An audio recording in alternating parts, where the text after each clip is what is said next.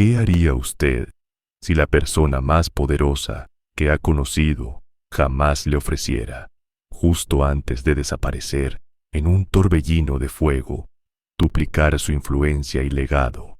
Esta no es una pregunta hipotética, sino la realidad que enfrentó Eliseo, el campesino elegido para heredar la capa y el poder del mismísimo Elías. Prepárense para sumergirse en la vida de un hombre que no solo impactó a reyes y naciones, sino que redefinió el concepto de lo milagroso, realizando 16 hazañas registradas, el doble de las de su mentor. Pero antes de desvelar esta crónica épica de poder sin límites, si la historia verdadera que supera la ficción le fascina y busca entender las fuerzas que moldearon el mundo antiguo, asegúrese de suscribirse ahora mismo, dejar un me gusta gigante en este video para apoyar nuestro trabajo de investigación y compartir esta odisea histórica con aquellos que buscan la verdad oculta en los anales del tiempo. La historia de Eliseo comienza en una de prosperidad agraria y devoción inusual, muy lejos de los palacios y los altares paganos que su maestro combatía. La narrativa lo sitúa en Abel Mejola, labrando la tierra, con la clara indicación de que no era un hombre pobre, ni un vagabundo sin oficio. El texto es específico. Estaba arando con 12 yuntas de bueyes delante de él. Esta indicación de 12 yuntas no es un mero detalle pintoresco. Es una señal de riqueza considerable y, más importante aún, de la magnitud de su compromiso inicial. Elías no fue a buscar a un marginal, sino a un hombre con una posición consolidada que tendría que sacrificar mucho para responder al llamado. Cuando Elías simplemente pasó junto a él y echó su manto sobre Eliseo, un acto simbólico que representaba la transferencia de autoridad y propiedad similar a una adopción o designación de heredero, la respuesta de Eliseo fue inmediata y absoluta. Pidió solo un momento para despedirse de sus padres y luego ejecutó el acto definitivo de renuncia. Tomó la yunta de bueyes, las degolló, coció la carne, utilizando los aperos de labranza de madera como combustible, y ofreció ese festín a la gente. Esta acción es la piedra angular para entender su carácter. Quemar su barco. Al convertir sus herramientas en combustible y su ganado en alimento, eliminó cualquier posibilidad de regresar a su vida anterior. No dejó una puerta abierta. Esta devoción total fue la semilla del poder que manifestaría más tarde. Durante años, Eliseo fue simplemente el servidor de Elías, el hombre que vertía agua sobre sus manos, aprendiendo no a través de sermones públicos, sino a través de la observación íntima de la relación entre Dios y su profeta. Esta fase de discipulado silencioso es crítica para comprender el cómo del poder de Eliseo. Cuando llegó el momento culminante de la ascensión de Elías, Eliseo se aferró a su maestro con una tenacidad feroz. 3 veces, en Gilgal, Betel y Jericó, Elías intentó disuadirlo para que se quedara atrás. Una prueba final de lealtad y determinación. Eliseo replicó con un juramento inquebrantable: no te dejaré. No era solo afecto, era una búsqueda desesperada de la bendición que estaba por manifestarse. Al llegar a la orilla del Jordán, Elías le preguntó qué quería antes de ser apartado. La respuesta de Eliseo fue la petición más audaz y trascendental de la historia profética: te ruego que una doble porción de tu espíritu sea sobre mí. Es fundamental comprender lo que significaba esta doble porción en el contexto cultural hebreo. no era simplemente pedir el doble de milagros, sino pedir el derecho de primogenitura espiritual. En la ley israelita, el hijo primogénito recibía una porción doble de la herencia material para poder asumir la responsabilidad de cuidar a la familia extendida. Eliseo, al pedir esto, no solo pedía poder, sino que se posicionaba como el sucesor legítimo y principal, el heredero directo de la misión de Elías. Elías reconoció que esta petición no dependía de él, sino de la voluntad divina. Estableció una condición: si Eliseo le veía ascender, obtendría lo solicitado. Y así fue. Mientras cruzaban el Jordán, previamente dividido por el manto de Elías, un presagio de la transferencia, un carro de fuego y caballos de fuego irrumpió separando a ambos. Eliseo fue testigo de la apoteosis de su maestro, gritando: «Padre mío, carro de Israel y su gente de a caballo». La capa de Elías cayó al suelo, el símbolo tangible de la autoridad y el poder que ahora le pertenecía. Este objeto, más que una prenda, era la manifestación física de la presencia divina operando a través del profeta. La primera prueba de su recién adquirida autoridad fue inmediata y crucial para el reconocimiento público. Al regresar al Jordán, Eliseo tomó el manto de Elías. Tal como había hecho su maestro, golpeó las aguas preguntando: «¿Dónde está Jehová, el Dios de Elías?». Las aguas se separaron. Este milagro, que duplicaba exactamente el último acto de Elías, sirvió como el endoso público e irrefutable de que el Espíritu había sido transferido. Los 50 hijos de los profetas, que habían estado observando desde la distancia, escépticos y expectantes, se inclinaron ante él. Reconocieron oficialmente que el espíritu de Elías reposa sobre Eliseo. A partir de ese momento, la misión de Eliseo se desplegó. Su ministerio, a diferencia de la confrontación política y los juicios nacionales de Elías, sequía, matanza de profetas de Baal, se centró en milagros prácticos, en la restauración y el servicio a la gente común, aunque también tuvo que lidiar con la política de reyes. Su primer acto oficial de curación se centró en la ciudad de Jericó. Los habitantes se acercaron a él con una queja vital. El agua de la ciudad era mala y la tierra estéril, causando abortos y enfermedad. Este problema de saneamiento y fertilidad era una amenaza existencial para la comunidad. Eliseo pidió sal en una vasija nueva.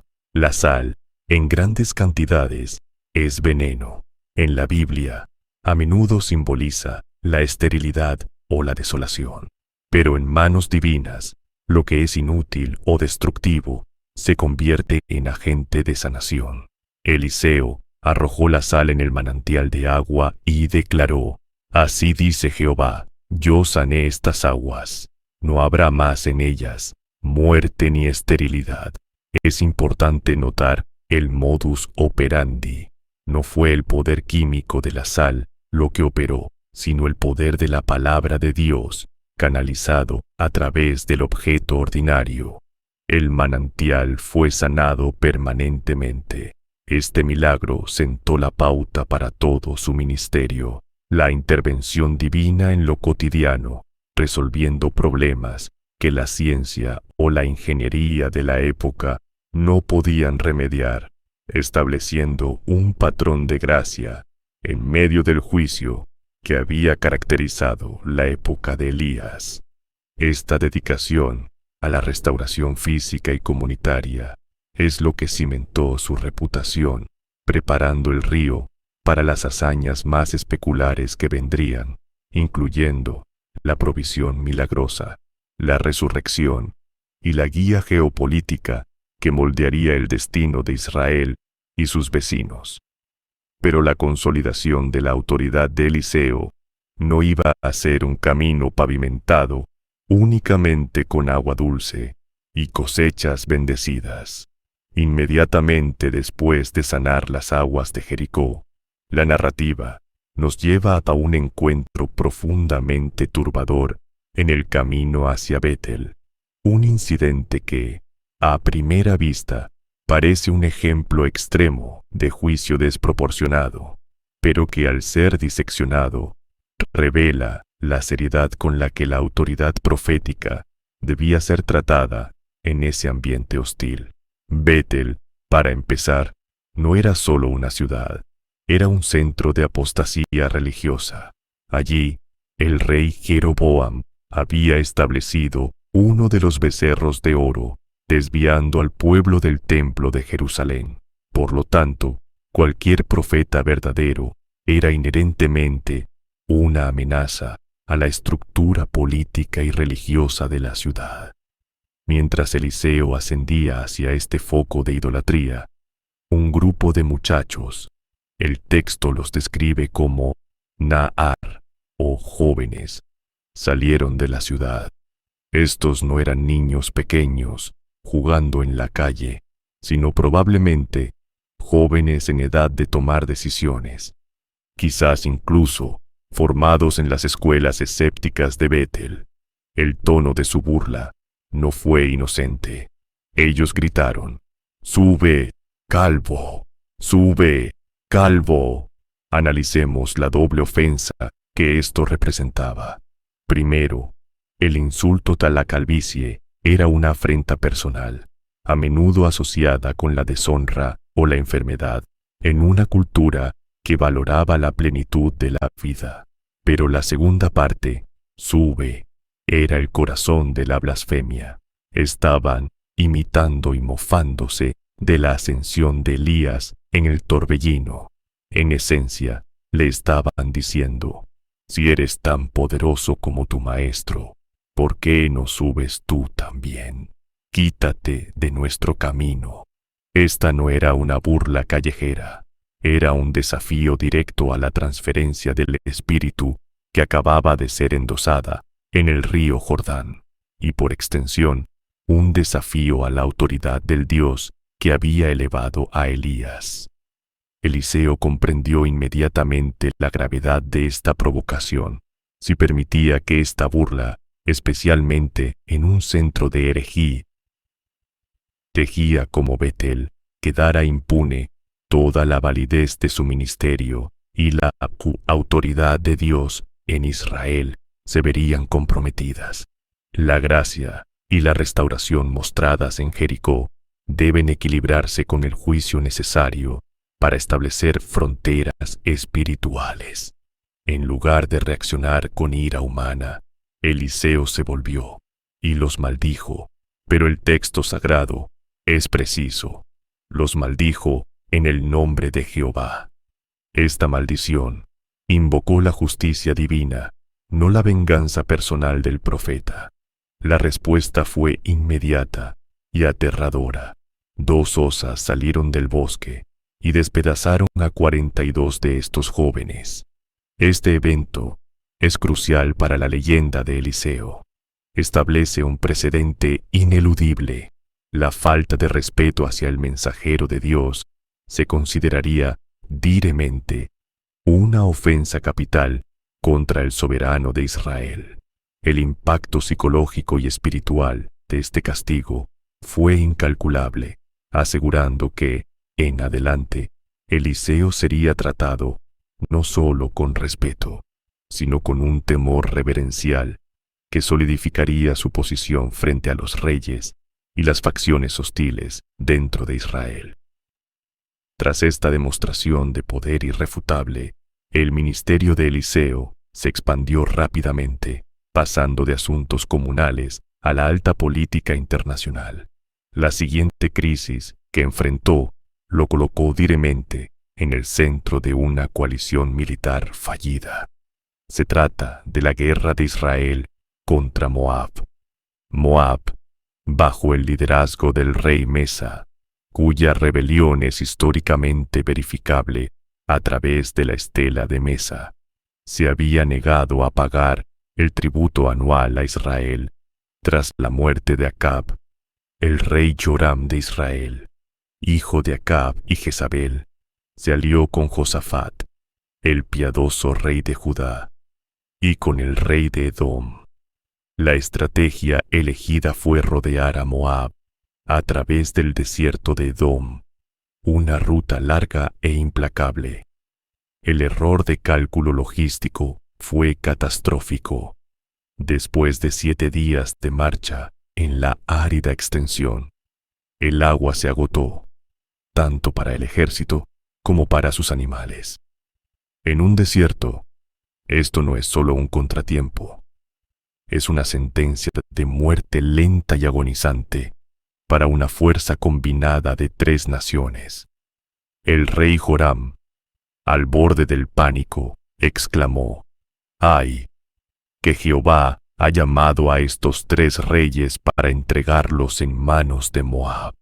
Joram, aunque continuaba con la idolatría de su casa, aún reconocía, en medio de su desesperación, la soberanía de Jehová sobre los destinos de las naciones.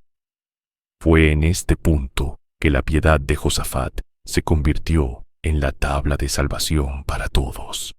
Josafat preguntó si había allí algún profeta de Jehová a quien pudieran consultar.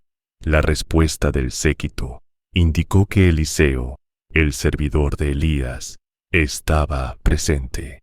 Este detalle es significativo.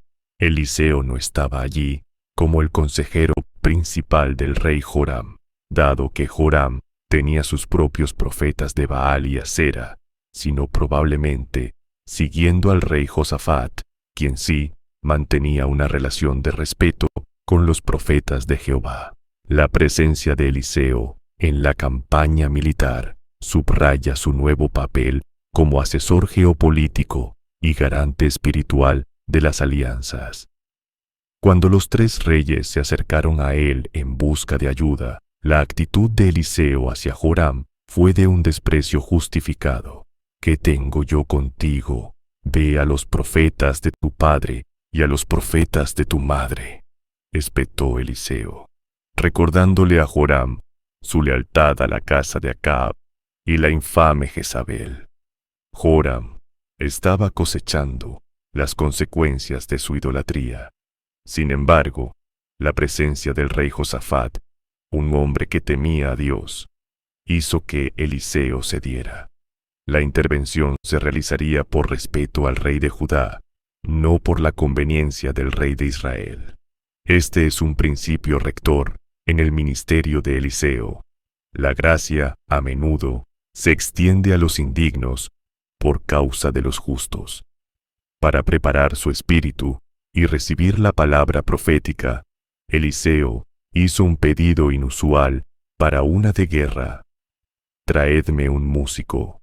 En el contexto bíblico, la música y el canto a menudo servían como catalizadores para el espíritu profético.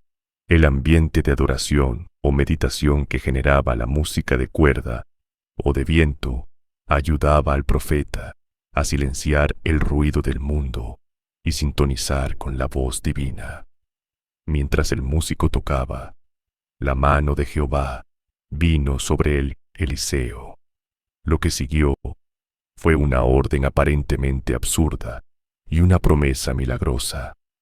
Eliseo declaró: Así ha dicho Jehová, haced en este valle muchas zanjas. No prometió lluvia ni un manantial, sino que les ordenó una labor de ingeniería en un desierto sediento. El milagro, según Eliseo, ocurriría sin que vieran viento ni lluvia.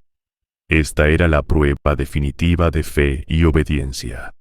Trabajar exhaustivamente para prepararse para una provisión que desafiaba toda lógica meteorológica conocida. Y la promesa era que el valle no solo se llenaría de agua para salvar a los 3 ejércitos, sino que Dios entregaría a Moab en sus manos.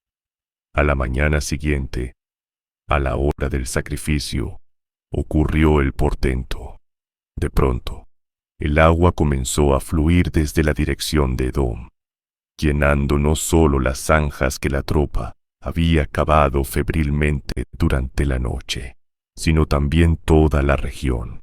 Esta irrupción masiva de agua, probablemente causada por una lluvia torrencial localizada en las montañas de Edom, que se drenó por las quebradas secas, una manifestación natural, pero perfectamente sincronizada, salvó a la coalición de la aniquilación. Pero el milagro tuvo un efecto secundario que demostró la sabiduría estratégica de la intervención divina. Cuando los moabitas se levantaron al amanecer, el sol estaba golpeando las aguas recién acumuladas en las zanjas y en el suelo rojizo del desierto de Edom. La luz reflejada y el color natural del suelo hicieron que el agua apareciera, a la distancia, de un color escarlata intenso, pareciendo sangre. Los moabitas, que no podían concebir que agua abundante pudiera aparecer de la nada en el desierto, concluyeron que los tres reyes aliados se habían enfrentado entre sí, tal como era común en las alianzas militares inestables, y que se habían aniquilado mutuamente. «Esto es sangre», gritaron. «Los reyes se han destrozado entre sí. Ahora al saqueo, Moab». Esta ilusión óptica, producto de la intervención milagrosa de Eliseo, llevó a los moabitas a una emboscada fatal. Se precipitaron sobre el campamento aliado con la confianza de que solo encontrarían despojos, solo para ser recibidos por 3 ejércitos frescos, hidratados y listos para el combate. La derrota de Moab fue aplastante. El poder de Eliseo, que había curado una fuente local, ahora había determinado el resultado de una guerra internacional, manipulando no solo la naturaleza, sino también la percepción y la estrategia del enemigo, asegurando la victoria para el pueblo de Dios, incluso bajo un rey indigno. Sin embargo, el destino de Eliseo no era solo la política de reyes y la milicia. La naturaleza dual de su llamado, juicio y restauración, se manifestó en su trato con la gente común, especialmente con aquellos que se encontraban en situaciones de vulnerabilidad económica y social. La siguiente historia es un testimonio conmovedor de cómo su ministerio se centró en preservar la dignidad de los más débiles, particularmente una viuda de la comunidad profética. Esta mujer se acercó a Eliseo con un ruego desesperado. Su difunto marido, uno de los hijos de los profetas, había dejado una deuda insostenible. Ahora, el acreedor venía a llevarse a sus 2 hijos como esclavos para saldar la cuenta. Esta ley era brutal, pero legalmente permitida en ese tiempo. Para la viuda, significaba la pérdida total y absoluta de su linaje y su futuro sustento. Para la viuda, significaba la pérdida total y absoluta de su linaje y su futuro sustento. La ley de Moisés, diseñada para proteger a los pobres, paradójicamente, contenía disposiciones brutales para el incumplimiento de la deuda, permitiendo que los acreedores tomaran no solo propiedades, sino también a los miembros de la familia como siervos por un periodo de hasta 6 años. Aunque en la práctica, la desesperación a menudo llevaba a contratos mucho más prolongados o incluso a la venta permanente, si la deuda era monumental. Eliseo, al escuchar este lamento desgarrador, no se limitó a ofrecer simpatía. Buscó una solución práctica que manifestara la providencia divina. «¿Qué puedo hacer por ti?», preguntó, y luego de manera más crucial, «Dime qué tienes en casa». Esta pregunta es un principio rector de la intervención divina a través de Eliseo. Dios opera con lo que el hombre ya posee, por insignificante que parezca. La viuda respondió que no tenía nada en casa, absolutamente nada de valor material para saldar la deuda o detener al acreedor, excepto una pequeña vasija de aceite. El aceite, shemen en hebreo, era la base de la vida en Israel, combustible para las lámparas, ungüento medicinal, alimento. Pero una pequeña vasija no era suficiente ni para una semana de subsistencia, mucho menos para liquidar una deuda que amenazaba con llevarse a sus hijos. El profeta entonces emitió una orden que requería fe y un esfuerzo logístico considerable. Ve y pide prestadas vasijas a todos tus vecinos. Vasijas vacías, no pocas. La magnitud del milagro dependería directamente de la magnitud de su fe y obediencia. Ella no debía pedir unas cuantas jarras, sino muchas. Esto requería humildad, pues implicaba revelar su extrema pobreza a la comunidad, y una fe audaz, pues pedía prestado para algo que parecía absurdo.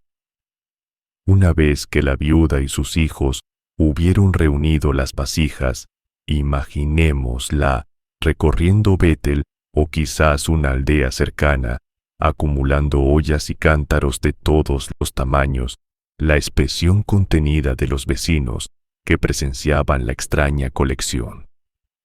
Eliseo le dio la instrucción final y más íntima. Enciérrate tú y tus hijos, y echa aceite en todas estas vasijas, y a medida que se llenen, ponlas aparte. El milagro debía ocurrir en privado, lejos de la vista de los escépticos y los curiosos, enfatizando que la fuente del poder era Dios, no el espectáculo público. Y así fue. La viuda comenzó a verter el poco aceite que tenía. El chorro, que debería haberse agotado en segundos, continuó fluyendo. Llenó el primer cántaro grande, el segundo, el tercero. El milagro de la multiplicación no era solo un truco de magia piadoso, sino una reversión de la ley de conservación de la materia, una manifestación del infinito en lo finito. Los hijos trabajaron incansablemente, acercando las vasijas llenas y trayéndolas vacías. El texto implícitamente sugiere que el suministro solo se detuvo cuando se quedaron sin recipientes. Ella dijo a un hijo suyo, «Tráeme aún otra vasija». Y él dijo, «No hay más vasijas». Entonces cesó el aceite. La escala de la bendición estaba limitada, no por la potencia divina, sino por la capacidad de recepción humana. Si hubieran pedido 100 vasijas más, 100 vasijas más se habrían llenado. El desenlace fue la restauración completa de la dignidad. Eliseo le ordenó vender el aceite, que ahora representaba una fortuna considerable, pagar su deuda por completo, y que el resto lo usara ella y sus hijos para vivir. Este milagro es una piedra angular que define el ministerio de Eliseo. La intervención para corregir la injusticia social y la miseria económica. No fue un gran evento geopolítico como la derrota de Moab, sino un acto silencioso de gracia que salvó a una familia de la esclavitud, asegurando la continuidad del linaje de un siervo de Dios. Este evento solidificó la reputación de Eliseo no solo entre los reyes, sino entre las comunidades de profetas y el pueblo llano, quienes lo veían como un hombre que se preocupaba genuinamente por sus problemas cotidianos. Esta dedicación a la gente común nos lleva a uno de los episodios más conmovedores y significativos en la vida del profeta, su relación con la mujer sunamita. Shunem era una ciudad estratégicamente ubicada en la llanura de Jezreel, en el camino que Eliseo solía recorrer entre el monte Carmelo su probable base de operaciones, y los centros proféticos de Betel y Jericó. En esta ciudad vivía una mujer notable, descrita como una mujer distinguida, lo que sugiere riqueza, influencia social y, crucialmente, perspicacia espiritual. Ella no estaba esperando un milagro para creer, sino que proactivamente reconoció la santidad del profeta. Cada vez que Eliseo pasaba por Shunem, ella lo instaba, con insistencia y respeto, a quedarse a comer en su casa. La hospitalidad se transformó rápidamente en patrocinio. Ella se dirigió a su esposo, un hombre evidentemente acomodado pero de edad avanzada, y le declaró su convicción. «He aquí, yo entiendo que este que siempre pasa por nuestra casa es varón de Dios, santo». Este reconocimiento no fue superficial, fue una declaración de fe en medio de un reino plagado de sincretismo e idolatría. Su propuesta fue construir un aposento pequeño y separado en la azotea, un lugar de santuario privado, específicamente equipado con lo esencial: una cama para el descanso, una mesa para escribir y estudiar, una silla para meditar o recibir consultas, y un candelero para la luz. Esta cámara del profeta era una inversión en el ministerio de Eliseo, garantizando que el siervo de Dios tuviera un refugio de paz y soledad, lejos del bullicio de la casa y el mundo. Eliseo, profundamente conmovido por esta devoción desinteresada, buscó una manera de retribuir. Llamó a su sirviente, Gehazi, un personaje cuya presencia es cada vez más prominente en la narrativa y cuya trayectoria, marcada por la ambición y la falta de discernimiento, contrasta fuertemente con la pureza de la sunamita. El profeta le pidió a Gehazi que inquiriera qué favor podría concederle a la mujer. Necesitaba una recomendación ante el rey o quizás ante el jefe del ejército. La mujer, con una dignidad que asombró a Eliseo, respondió: «Yo habito en medio de mi pueblo», es decir, no necesitaba favores políticos ni protección externa. Su posición social y sus lazos comunitarios le eran suficientes. Esta respuesta subrayó su autosuficiencia y su profundo arraigo en su propia tierra. Pero Eliseo insistió. Si no necesitaba ayuda política o militar, ¿qué le faltaba en el plano personal? Fue Gehazi, el observador más cercano de los asuntos domésticos, quien proporcionó la clave. Ella no tiene hijo y su marido es anciano.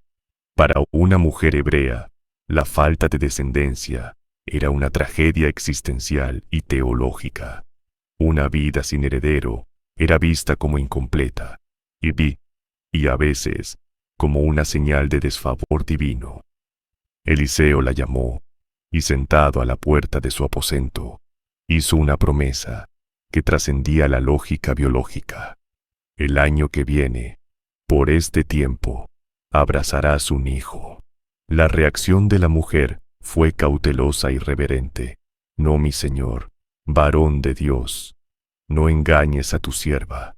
Su miedo a una esperanza frustrada era palpable. Ella estaba pidiendo que Eliseo no jugara con promesas imposibles.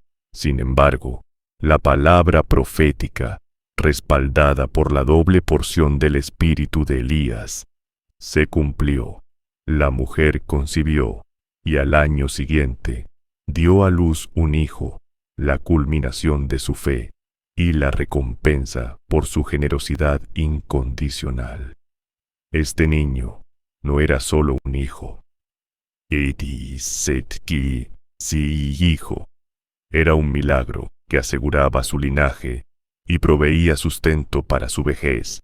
Su nacimiento elevó aún más el estatus de Eliseo, colocándolo en la tradición de los grandes patriarcas cuyos hijos nacieron por intervención divina, como Isaac, el hijo de la vejez de Sara.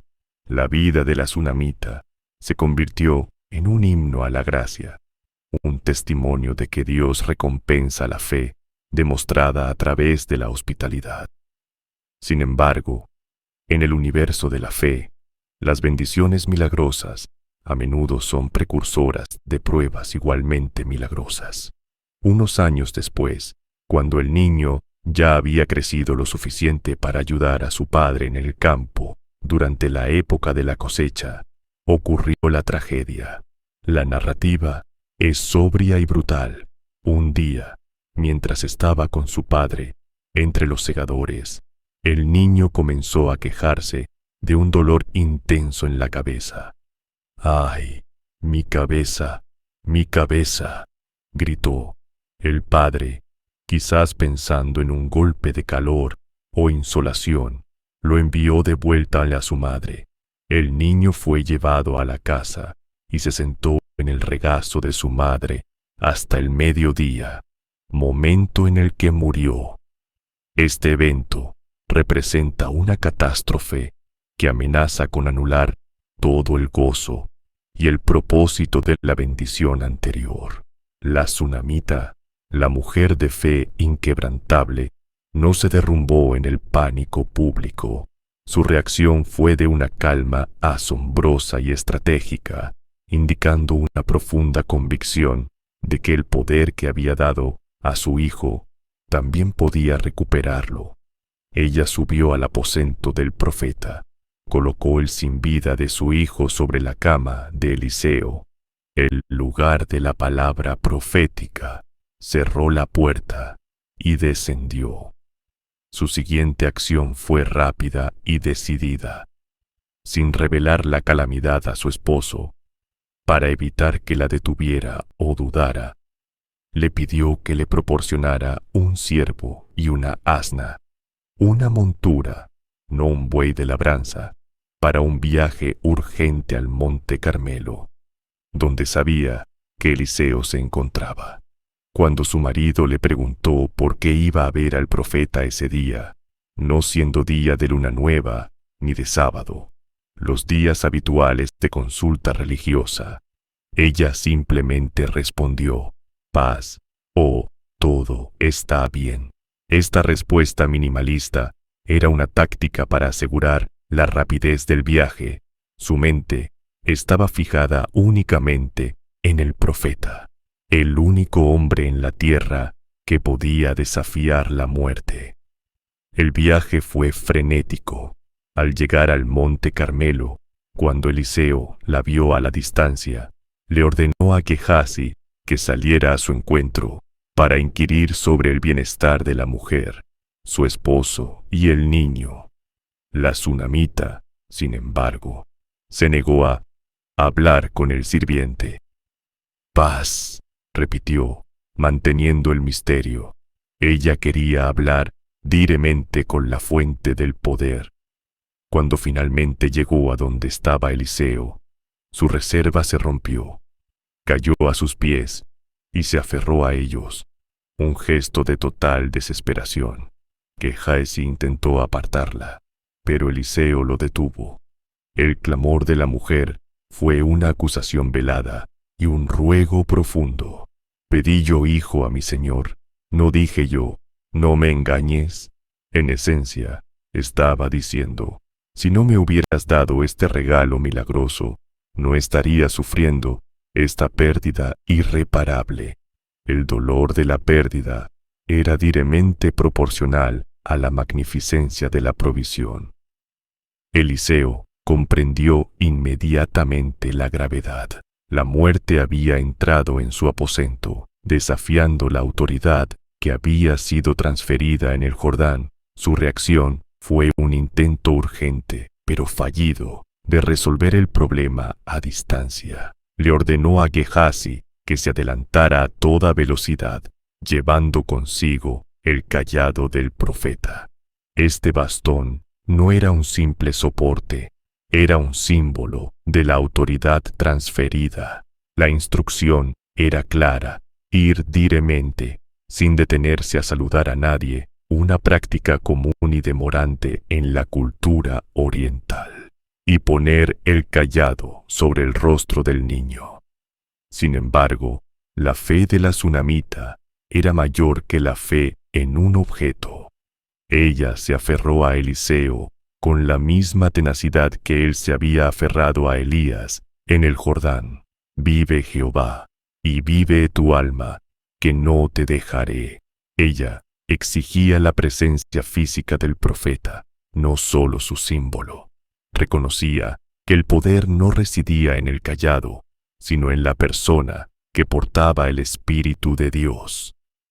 Eliseo, doblegado por la fe de la mujer y quizás sintiendo la insuficiencia de la estrategia de Gehazi, accedió. Viajaron juntos de regreso a Shunem. Mientras tanto, Gehazi había llegado, había puesto el cayado sobre el rostro del niño, pero no hubo respuesta. No había voz ni señal de vida. El cayado, por sí mismo, era solo madera. Gehazi regresó a mitad de camino para encontrarse con su amo, reportando el fracaso. El muchacho no despierta. Lo que siguió fue el clímax de esta porción del ministerio de Eliseo, un milagro que superaba incluso la ascensión de Elías en términos de intervención, en las leyes fundamentales de la existencia. Eliseo entró solo en la habitación, cerró la puerta, asegurando nuevamente la privacidad, y se enfrentó a la muerte en la cama que le había sido preparada. Su acción fue deliberada y profundamente espiritual. Oró a Jehová, el primer y esencial paso. Luego, realizó un acto de identificación física y espiritual total, un proceso de empatía profética que roza lo místico. Se acostó sobre el niño, boca a boca, ojos a ojos, manos a manos. Esta postura no era solo simbólica, era una transferencia de calor, de vida, de espíritu.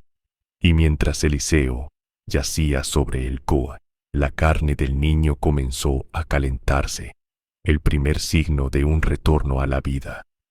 Era un proceso lento, exigente. Eliseo se levantó, caminó por la casa para restaurar su fuerza física y espiritual, y luego repitió el proceso. Volvió a acostarse sobre el niño. Con este segundo acto de profunda identificación, el milagro se completó. El niño estornudó 7 veces, una manifestación dramática de la expulsión de la muerte y el ingreso de la vida. El número 7 simboliza la plenitud y la perfección divina, y abrió los ojos. La resurrección del hijo de la tsunamita no solo cumplió la promesa original de Eliseo, sino que lo estableció como el único profeta de Israel con poder sobre la muerte, una hazaña que antes solo había sido registrada en la vida de Elías, quien había resucitado al hijo de la viuda de Sarepta. Este milagro confirmó para siempre la doble porción. Eliseo no solo duplicaba los milagros de provisión, sino también los milagros de vida. El profeta llamó a la madre para que recibiera a su hijo. La mujer entró, se postró a los pies de Eliseo y tomó a su hijo. Una de alegría y gratitud que resonaría en todo Israel. Pero los desafíos a la vida y la subsistencia del pueblo de Dios continuaban. Justo después de este triunfo sobre la muerte, Eliseo tuvo que enfrentar una crisis comunitaria que se manifestaba en la escasez y la contaminación, demostrando que su ministerio era un ciclo constante de intervenciones prácticas. En tiempos de gran hambre en Gilgal, Eliseo regresó a la escuela de profetas. La hambruna era tan severa que el alimento escaseaba gravemente. Los profetas, al preparar una olla comunal para alimentarse, cometieron un error fatal. Uno de ellos Buscando hierbas silvestres comestibles, encontró una enredadera desconocida, probablemente la coloquintida salvaje, un fruto extremadamente amargo y venenoso, y cortó sus frutos, echándolos en el guiso. Al probar la comida, el grito fue inmediato: «¡Hombre de Dios! ¡Hay muerte en la olla!». El veneno era tan potente que no podían comer, y en un tiempo de hambruna, desechar la única comida disponible era impensable. Eliseo, una vez más, recurrió a un elemento ordinario para una intervención sobrenatural. Pidió harina. La harina, en este contexto, era un símbolo de la vida, el sustento básico. La arrojó en la olla y declaró: «Echad para la gente para que coma». El veneno fue neutralizado instantáneamente, haciendo que la comida no solo fuera comestible, sino segura. De nuevo, la ciencia, o la falta de ella, no podía explicar la remoción de la toxina. Era la palabra canalizada a través del profeta la que limpiaba lo que era impuro y peligroso. Inmediatamente, después de resolver el problema del envenenamiento en la olla, ocurrió otra manifestación de provisión, esta vez a través de la multiplicación del alimento. Un hombre llegó de Bai al-Salisa, trayendo las primicias de su cosecha a Eliseo, un tributo de fe, 20 panes de cebada y grano nuevo en su saco. Esta ofrenda, aunque valiosa, era insuficiente para alimentar a la gran cantidad de profetas reunidos en Gilgal. Eliseo ordenó a su sirviente: «Da a la gente para que coma». El sirviente se escandalizó por la insuficiencia de la provisión. «¿Cómo he de poner esto delante de 100 hombres?» La lógica humana chocaba de nuevo con la promesa profética. La respuesta de Eliseo fue firme, invocando la palabra divina: «Porque así ha dicho Jehová, comerán y sobrará». Este milagro, que prefigura la futura multiplicación de los panes en el Nuevo Testamento, mostró la capacidad de Eliseo no solo para sanar, sino para multiplicar la vida. Los 100 hombres comieron y, tal como se había prometido, sobró. Los problemas de la escuela de profetas, deuda, envenenamiento, hambruna, se resolvieron mediante la intervención del hombre que había pedido la doble porción de autoridad.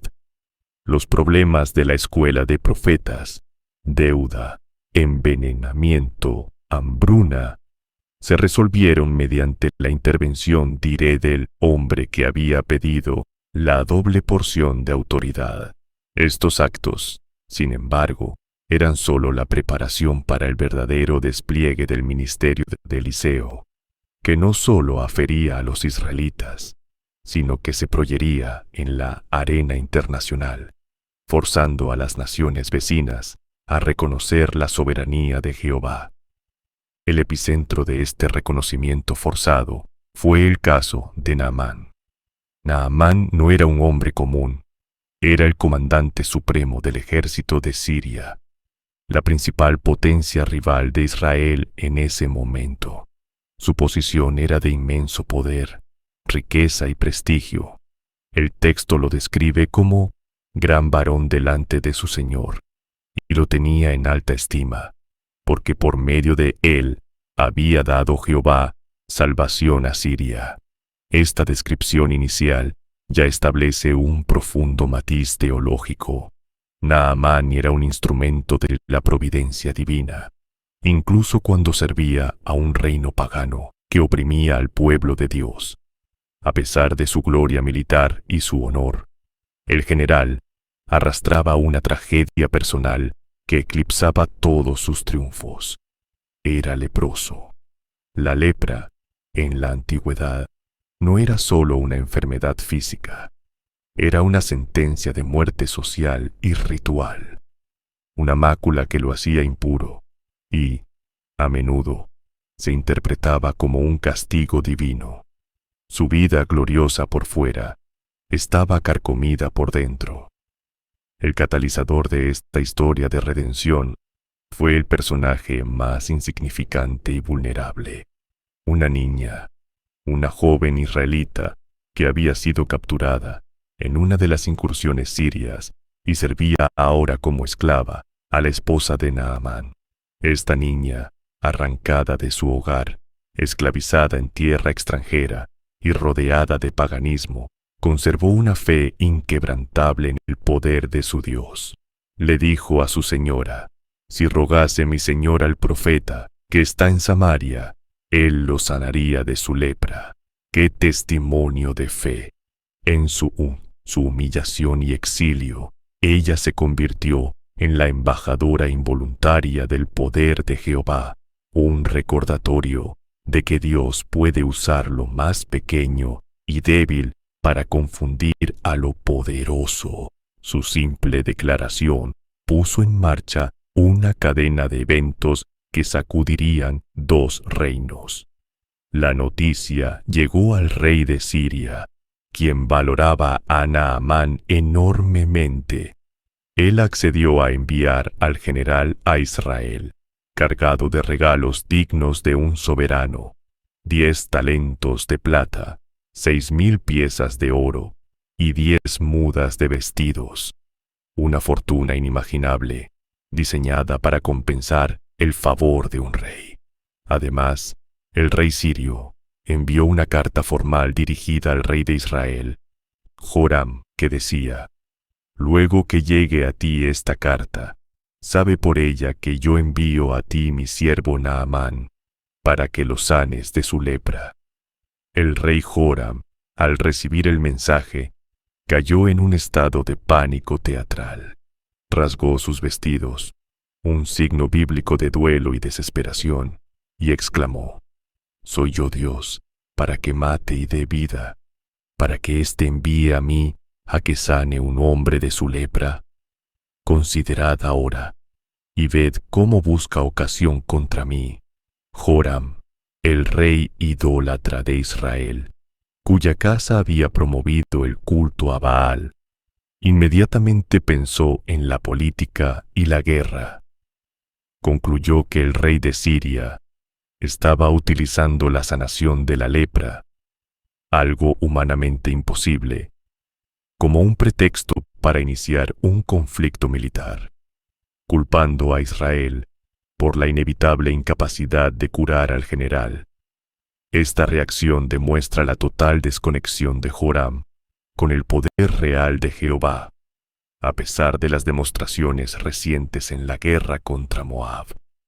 Cuando Eliseo, que estaba en su casa, se enteró del pánico real, envió un mensaje cargado de autoridad: dile que venga a mí, y sabrá que hay profeta en Israel.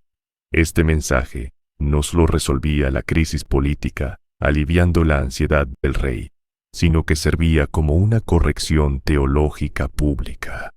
Eliseo estaba redirigiendo la fe del rey y de toda la corte, lejos de las artimañas políticas y hacia el poder milagroso de Dios, mediado por su siervo.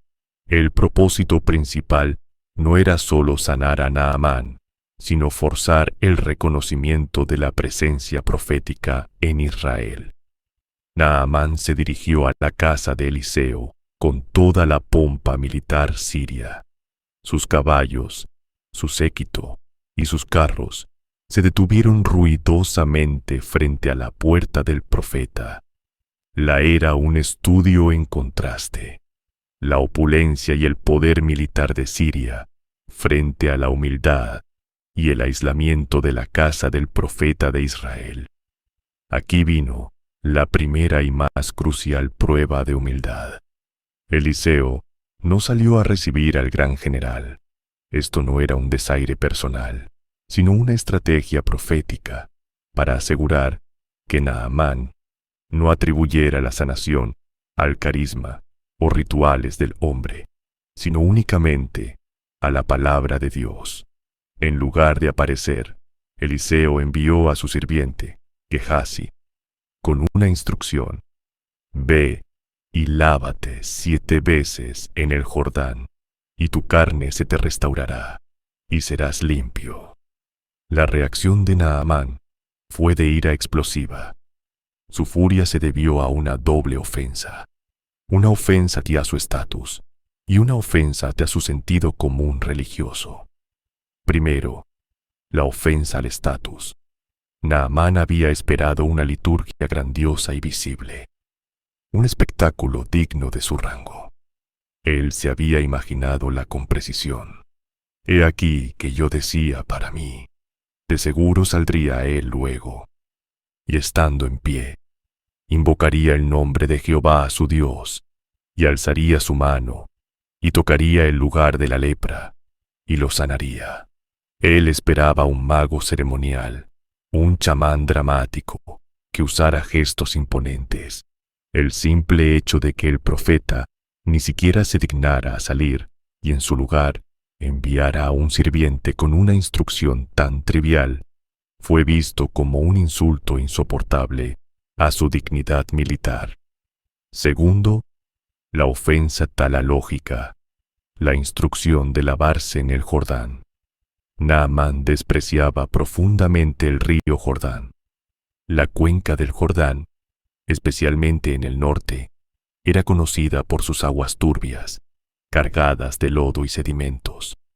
En Damasco, Naamán tenía acceso a los majestuosos y cristalinos ríos Abana y Farfar, que serpenteaban a través de la ciudad, limpios y caudalosos. ¿No son Abana y Farfar, ríos de Damasco, mejores que todas las aguas de Israel? Si me lavare en ellos, ¿no seré limpio? Para Naamán, la simpleza y la rusticidad del método de Eliseo le restaban credibilidad al milagro. Él buscaba la magnificencia en el proceso, cuando Dios buscaba la obediencia en la fe. Naamán se dio la vuelta, enojado, y estaba a punto de regresar a Siria, perdiendo la oportunidad de su vida debido a su orgullo herido. Fue aquí donde la sensatez de sus propios siervos, probablemente hombres que temían el juicio divino, o que simplemente tenían más discernimiento que su amo, se convirtió en su salvación. Ellos se acercaron a él y le hablaron con una lógica innegable. Padre mío, si el profeta te mandara alguna gran cosa, ¿no la harías? Cuanto más, diciéndote, lávate y serás limpio. Sus sirvientes le recordaron que el verdadero obstáculo no era la suciedad del Jordán, sino la limpieza de su propio orgullo. Naamán cedió, despojó de su armadura, su riqueza y su rango, y descendió y se zambulló 7 veces en el Jordán, conforme a la palabra del varón de Dios. El número 7, el número de la perfección divina y de la ritual, era crucial. Al 6º baño, Naamán seguía siendo leproso. El milagro exigía la obediencia completa, hasta el último y humilde acto. Solo cuando emergió por 7ª vez, la promesa se cumplió de forma radical. Su carne se restauró por completo, volviéndose como la carne de un niño. La sanación fue total, y no solo física, sino espiritual. Naamán, transformado, regresó inmediatamente a la casa de Eliseo. Esta vez, ya no con la actitud de un general exigente, sino con la humildad de un converso. Entró y se puso de pie ante el profeta, realizando una confesión teológica sin precedentes para un sirio. He aquí, ahora reconozco que no hay Dios en toda la tierra, sino en Israel. Este reconocimiento fue la verdadera victoria de Eliseo y de Jehová. Un líder militar de la potencia opresora de Israel no solo fue sanado, sino que se convirtió en un testigo devoto. Naamán insistió en recompensar al profeta con la inmensa cantidad de oro, plata y vestidos que había traído. Sin embargo, Eliseo se negó rotundamente. «Vive Jehová, en cuya presencia estoy, que no lo tomaré». El profeta entendió que si aceptaba el pago, corrompería el testimonio. La gracia de Dios debía ser percibida como absolutamente gratuita. Si Naamán pagaba, podría atribuir la sanación a la eficacia del oro sirio o al poder negociador del profeta, en lugar de a la misericordia inmerecida de Jehová.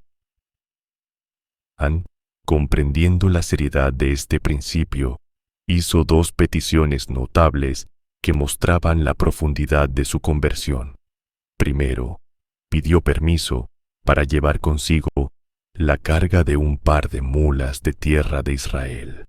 Su intención era construir un altar a Jehová en Siria, utilizando suelo sagrado para asegurar que su adoración fuese válida, un testimonio conmovedor de su deseo de honrar al Dios que lo había salvado.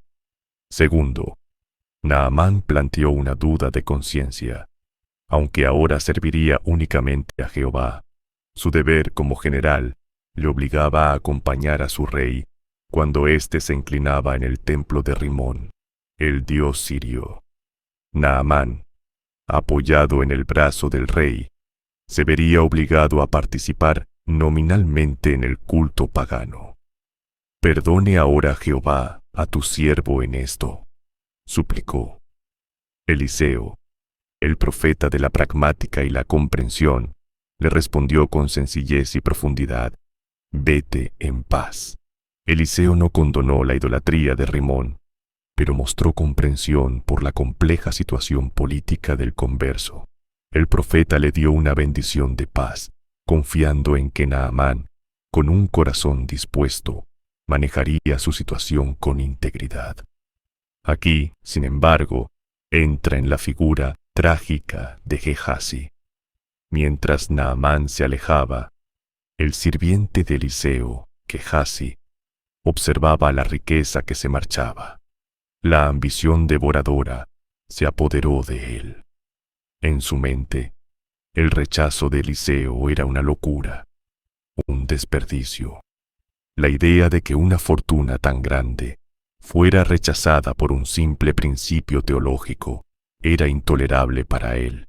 Él pensó: «Mi señor ha estorbado a este sirio Naamán, no tomando de su mano las cosas que había traído. Vive Jehová, que correré tras él, y tomaré de él alguna cosa». Gehazi se lanzó a perseguir el convoy sirio. Naamán, al ver que el siervo del profeta se acercaba, detuvo su carro y se bajó para encontrarse con él, un gesto de inmensa deferencia hacia la casa de Eliseo. Naamán preguntó con ansiedad si todo estaba bien. Gehazi, consumido por la codicia, fabricó una mentira inmediata. Dijo: «Mi señor Mesed me envía a decir: he aquí, ahora mismo han venido a mí 2 jóvenes de los hijos de los profetas, del monte de Efraín. Te ruego que les des un talento de plata y 2 mudas de vestidos». La historia de los profetas necesitados era plausible y apelaba allí la generosidad de Naamán. El general, rebosante de gratitud, insistió en dar el doble de lo solicitado, 2 talentos de plata, e incluso envió a 2 de sus propios siervos para que llevaran el peso, cerca de 70 libras de plata, hasta un lugar seguro, cerca de la casa de Eliseo. Al llegar a la colina donde vivía Eliseo, Gehazi tomó el botín, despidió a los siervos de Naamán y escondió todo el tesoro en su casa, volviendo ante su amo como si nada hubiese pasado. Había mentido, robado y comprometido la palabra de su maestro. Cuando Gehazi se presentó ante Eliseo, el profeta, que poseía el don de la visión profética, confrontó a su sirviente con una pregunta simple pero devastadora: «¿De dónde vienes, Gehazi?». El sirviente persistió en la mentira: «Tu siervo no ha ido a ninguna parte». Eliseo, con una voz que debió congelar la sangre de Gehazi, reveló la verdad con una precisión aterradora. No fue mi corazón contigo, cuando el hombre se volvió de su carro a recibirte. ¿Es este el momento de tomar plata, y de tomar vestidos, olivares, viñas, ovejas, bueyes, siervos y siervas? La traición de Gehazi no era solo un robo material, era un pecado de consecuencias teológicas inmensas. Él había profanado la santidad del milagro. Al aceptar el pago, Gehazi destruyó el testimonio de la gracia incondicional que Naamán acababa de recibir y, en efecto, confirmó el temor original de Naamán, que la sanación había sido una transacción comercial. Esto ponía en riesgo la conversión del general sirio y manchaba el nombre de Jehová. Gehazi no solo había robado la plata, había robado la integridad del ministerio profético. El juicio fue tan rápido como severo. Eliseo declaró: por tanto, la lepra de Naamán se te pegará a ti y a tu descendencia para siempre. En un acto dramático de justicia divina, la enfermedad que había sido expulsada de Siria, por la gracia de Dios, regresó para castigar la codicia en Israel. Naamán recibió la salud y la salvación. Gehazi recibió la lepra y la condenación. Gehazi salió de la presencia de Eliseo, leproso, blanco como la nieve. Este incidente es vital para entender la justicia estricta que sustentaba el ministerio de Eliseo. La gracia se extendía a los paganos humildes y obedientes, Naamán, pero el juicio caía sin piedad sobre aquellos, dentro del círculo de la fe, que abusaban de su posición para la ganancia personal. Gehazi. El destino de Gehazi sirve como una advertencia permanente sobre la corrupción espiritual y la necesidad de pureza en el liderazgo. Además, dejó una open loop sobre su linaje. ¿Qué sucedió con la familia de Gehazi, ahora condenada a la impureza ritual y social? ¿Y qué papel jugaría el propio Gehazi, ahora exiliado por la lepra, en futuras narrativas? Una pista: su nombre sí reaparece ante el rey, pero de forma indirecta, como testigo de las grandes obras de Eliseo, no como profeta. La autoridad de Eliseo, ahora indiscutible ante los reyes de Israel y Siria, y reforzada por el juicio a su propio sirviente corrupto, continuó manifestándose en la vida cotidiana de los profetas. En un ejemplo que subraya la humildad y la preocupación constante de Eliseo por las necesidades elementales de su comunidad, encontramos el milagro del hacha perdida. Los hijos de los profetas, en un esfuerzo por expandir sus viviendas, debido al aumento de sus números, prueba del éxito del ministerio de Eliseo, decidieron trasladarse al Jordán para cortar madera. Habían determinado que el lugar donde estaban era demasiado estrecho para vivir cómodamente. Este proyecto de construcción era una empresa comunal que requería esfuerzo físico y recursos. Antes de partir, la compañía de profetas le pidió a Eliseo que los acompañara, un gesto que demuestra el respeto y la dependencia que sentían hacia su líder espiritual. Eliseo accedió, descendiendo de su puesto de consejero de reyes para ayudar en la labor manual. Mientras uno de los profetas estaba cortando un árbol, la cabeza de su hacha de hierro, una herramienta costosa y esencial en ese tiempo, se soltó del mango y cayó al río Jordán. El grito del hombre reflejó no solo la frustración de la pérdida, sino el peso de la deuda. ¡Ay, Señor mío!, que era prestada. La pérdida de la herramienta significaba una grave obligación financiera que este joven profeta no podía asumir. Probablemente, un hombre ya pobre que dependía de esta hacha para trabajar o para devolverla al dueño. Eliseo, con la calma que caracterizaba sus intervenciones prácticas, no necesitó música, ni zanjas, ni 7 inmersiones. Preguntó: ¿dónde cayó? El joven le mostró el lugar. El profeta cortó un palo de madera y lo arrojó en el mismo lugar. Lo que sucedió fue una inversión deliberada de la ley natural de la gravedad. El hierro, siendo más denso que el agua, flotó. La cabeza del hacha salió a la superficie. Eliseo simplemente dijo: tómala. El joven extendió su mano y la tomó. Este milagro es quizás el menos especular en escala, pero es profundamente revelador del carácter del ministerio de Eliseo. muestra la atención divina a la escasez, a la deuda personal y a la protección de los bienes de los pobres. En un solo acto, Eliseo resolvió un problema económico, restauró un bien prestado y demostró que las leyes de la física estaban subordinadas a la necesidad de su pueblo. El hierro flotando no era un capricho, era la providencia de Dios manifestándose en la corrección de un pequeño accidente laboral. Esta serie de milagros, desde la resurrección de un niño hasta el enderezamiento de un hacha, consolidó la reputación de Eliseo como el hombre de Dios, cuyo poder no conocía límites, preparándolo para el siguiente gran capítulo de su vida, el papel de asesor de guerra invisible, donde sus palabras se convertirían en la estrategia militar definitiva de Israel.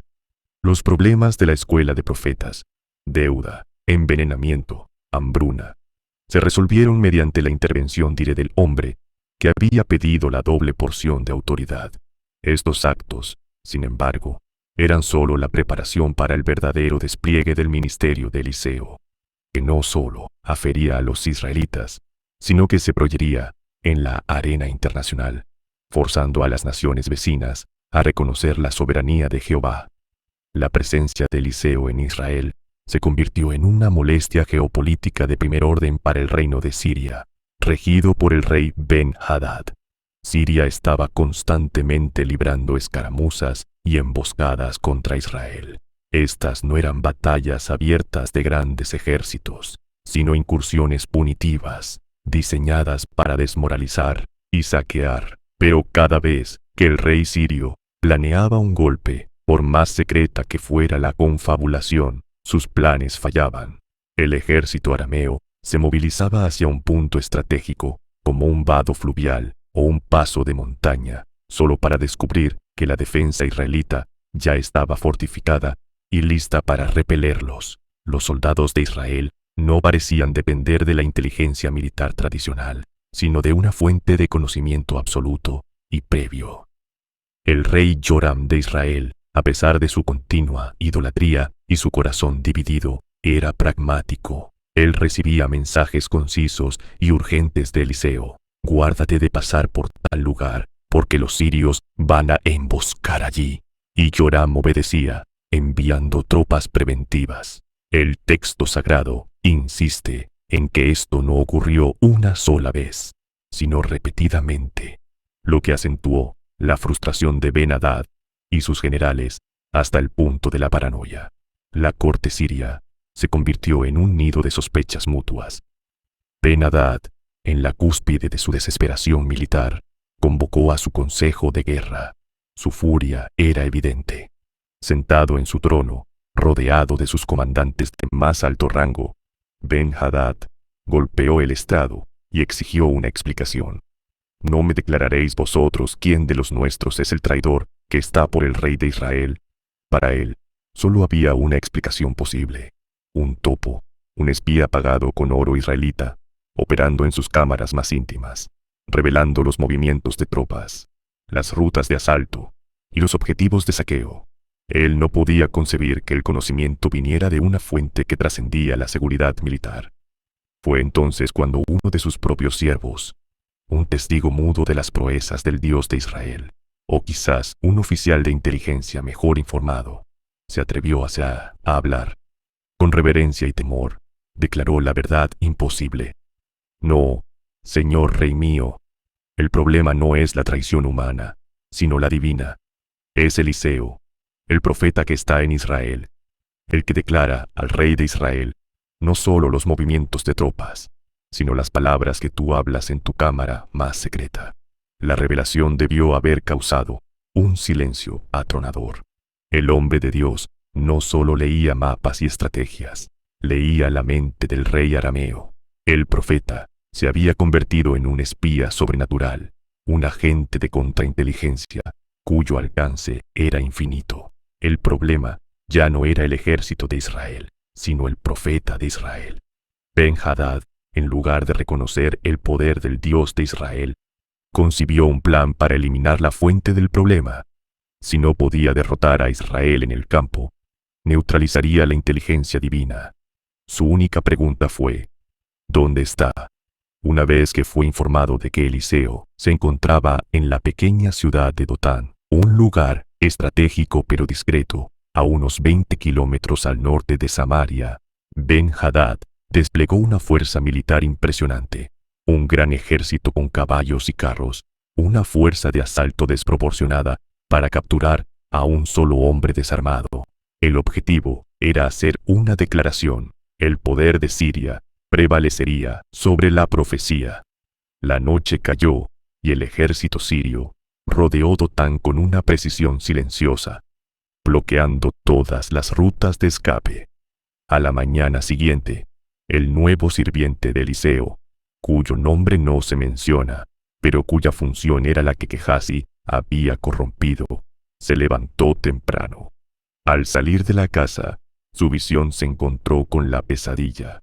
Un mar de bronce y acero rodeaba el poblado. Los caballos relinchaban. Las ruedas de los carros estaban en posición. Estaban atrapados. El pánico se apoderó del siervo, un hombre que no había visto aún la manifestación plena del poder divino como la generación anterior de profetas. Corrió de vuelta a la casa, con la respiración entrecortada y los ojos desorbitados, y clamó a Eliseo: «¡Ay, Señor mío! ¿Qué haremos?». Su pregunta era el reflejo de la lógica militar. Un hombre contra un ejército es una derrota garantizada.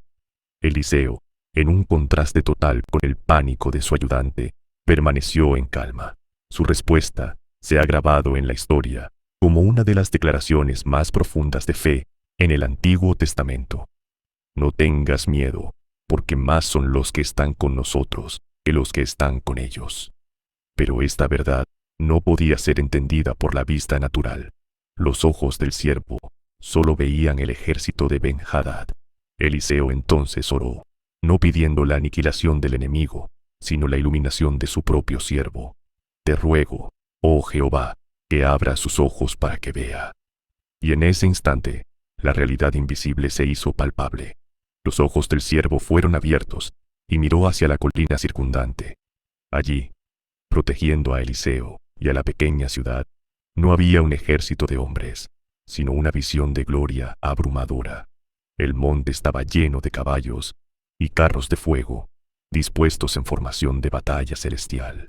Un cerco de protección divina invisible a los ojos de los sirios, pero más poderoso que toda la caballería de Aram.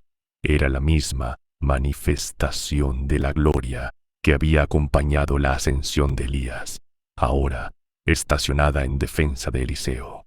Este era el cumplimiento visual de la doble porción, una guardia de honor celestial. Con esta certeza divina, Eliseo enfrentó a los sirios. Cuando las tropas avanzaron para capturarlo, Eliseo no usó el fuego celestial para destruirlos, sino una astuta mezcla de oración y estrategia. Oró de nuevo, pidiendo a Dios que hiriera al ejército con una ceguera especial, un estado de Sberirim, que no era la pérdida total de la vista, sino una confusión mental y perceptiva, una incapacidad para reconocer a las personas y los lugares que buscaban. El ejército sirio, la élite militar de su nación, quedó repentinamente desorientado, caminando sin rumbo por Dotán. Eliseo, el hombre que venían a capturar y matar, se acercó a ellos en medio de su confusión y les habló con autoridad sorprendente. «Este no es el camino, ni es esta la ciudad. Seguidme, y yo os guiaré al hombre que buscáis». Los sirios, confiando en cualquier voz que prometiera alivio de su desconcierto, cayeron en la trampa. El profeta se convirtió en el pastor de su propio rebaño de enemigos ciegos. Guió a la enorme fuerza militar aramea, carros, caballos y soldados, en una marcha extenuante de varios kilómetros, directamente hasta el corazón de Samaria, la capital del reino de Israel. La ironía era monumental. Los enemigos de Israel estaban siendo escoltados por el profeta que buscaban, entrando sin oposición en la fortaleza que Ben-Hadad soñaba con conquistar. Una vez dentro de la capital y rodeados por las murallas y las guarniciones israelitas, Eliseo oró por tercera vez: «Oh Jehová, abre los ojos de estos para que vean». La ceguera se disipó y de repente los sirios se encontraron en una posición desesperada, rodeados en la plaza de Samaria, a merced del rey Joram. El rey de Israel, al ver a todo el ejército sirio cautivo, sin haber disparado una flecha, se llenó de un éxtasis vengativo. «Los mataré, Padre mío, los mataré». La pregunta no era solo militar, sino ética. El uso del término «Padre mío» muestra cómo, en momentos de crisis, incluso los reyes impíos reconocían la autoridad espiritual superior del profeta. La hambruna alcanzó niveles bíblicos de terror. Los precios de los alimentos se dispararon a cifras astronómicas e insostenibles. Se vendía la cabeza de un asno, un animal impuro y normalmente despreciable como alimento, por 80 piezas de plata, una suma exorbitante. Una medida de estiércol de paloma, utilizado a veces como fertilizante, y en la hambruna extrema, supuestamente como alimento sustituto, se vendía por 5 piezas de plata. La escasez no era un problema económico, era una plaga que minaba a la humanidad misma. Fue el rey Joram quien, al caminar por la muralla para inspeccionar la desesperada situación de su pueblo, fue confrontado por la tragedia más espantosa del asedio. Una mujer, con el rostro marcado por la inanición, le gritó: «Ayúdame, rey mi señor». El rey, exasperado, le respondió con un tono de amarga impotencia: «Si no te salva Jehová, ¿de dónde te salvaré yo? ¿Del granero o del lagar?». El rey, al menos, admitía implícitamente que la situación trascendía su poder. Pero al interrogar a la mujer sobre su súplica, Joram se vio forzado a escuchar un relato de canibalismo que violaba toda ley divina y humana. La mujer le reveló un pacto de horror que ella y otra mujer habían hecho. «Esta mujer me dijo: da acá tu hijo, y comámoslo hoy, y mañana comeremos el mío». Y consumaron el pacto, asaron al hijo de la primera mujer, y lo comieron. Pero cuando llegó el día siguiente, la segunda mujer escondió a su hijo. Este acto de antropofagia ritual y desesperada, en el corazón de la ciudad santa, fue el punto de quiebre. El canibalismo, anunciado siglos antes como la maldición más terrible de la desobediencia a la ley, Deuteronomio 28:53, era ahora una realidad en Israel. Al oír el relato, el rey Joram rasgó sus vestidos. No solo rasgó su ropa exterior real, sino que el pueblo, al mirar más de cerca, vio que debajo, contra su carne, llevaba cilicio, el áspero paño de arrepentimiento. Esto indicaba que Joram, a pesar de seguir los cultos paganos, sentía el peso de la calamidad y, en secreto, había iniciado un duelo. Pero su arrepentimiento no fue genuino, sino superficial y mal dirigido. En lugar de culpar a sus propios pecados o a los ídolos de su madre Jezabel, dirigió toda su ira contra el único hombre que intentaba salvar a Israel, Eliseo.